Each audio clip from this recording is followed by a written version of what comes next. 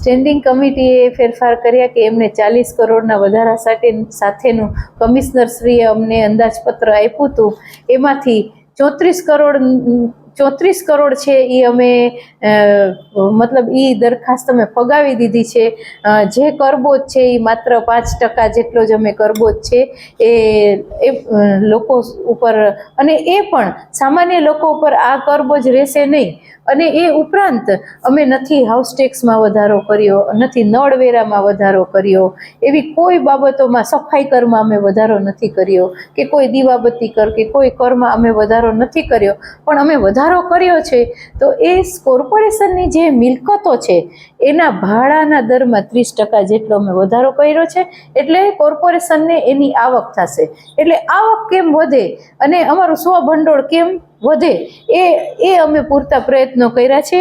આ ઉપરાંત જે કંઈ પણ અમે નવું કરવાના છીએ એ ખાલી હું તમને થોડું કહી દઉં કે સ્મશાન ગૃહ સુધારણા કરશું અને નવું સ્મશાન ગૃહ નિર્માણ કરશું. એમાં એક દાતા તૈયાર છે અને એનામાં એ બધું જે કરશે અમારે ખાલી કોર્પોરેશને એની જમીન વ્યવસ્થા કરવાની છે. એનજીઓના સહયોગથી આરોગ્ય સેવામાં પણ વધારે, એટલે એનજીઓ જો આપણને સહયોગ કરવા તૈયાર હોય તો સીટી સ્કેન અને MRI કરવા માટે દર્દીઓને ખૂબ ખર્ચા કરવા પડતા, મતલબ પૈસા દેવા પડતા હોય છે.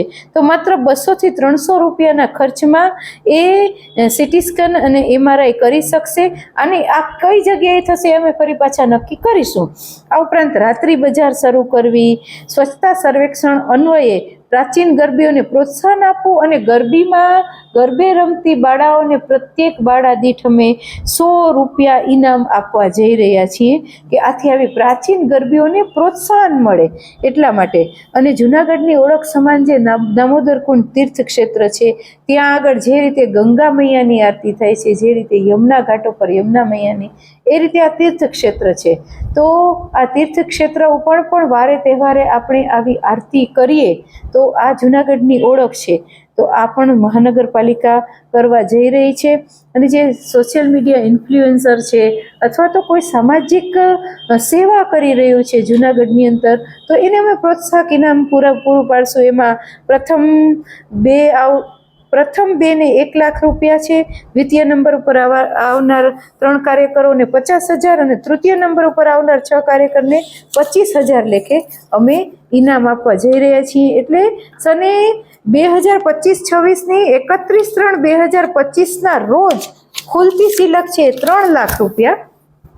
રેવન્યુ ઉપજનો અંદાજ છે એ 309.76 કરોડ, કેપિટલ ઉપજ 1147.98 કરોડ, આવક એટલે કુલ આવકનો અંદાજ છે એ 1457.77 કરોડ છે. અને આ ઉપરાંત રેવન્યુ ખર્ચ છે 309.76 કરોડ, કેપિટલ ખર્ચ 1145.57 કરોડ અને ખર્ચનો કુલ અંદાજ છે એ 1455.33 કરોડ. એટલે વર્ષાંતે પુરાંત સિલક છે એ 2.44 કરોડ રહેશે. એટલે આમ મહાનગરપાલિકાનું કુલ બજેટ 1457.77 કરોડનું બજેટ અમે લોકો સમક્ષ આપે મૂક્યું છે. જેનામાં જુદા જુદા જે કામો ચાલે છે એનો ઉપર ઉલ્લેખ જે કામો થઈ ગયા છે, જેમ કે તળાવનું ફેઝ 1નું કામ પૂરું થઈ ગયું છે, બરાબર છે. તો ફેઝ 2નું કામ હવે થશે તો એના માટે પણ અમે મતલબ એના ખર્ચ માટેનું પણ અમે આયોજન કરેલું છે. આ ઉપરાંત 4 જગ્યાએ સિવિક સેન્ટરો ખોલવા, બરાબર.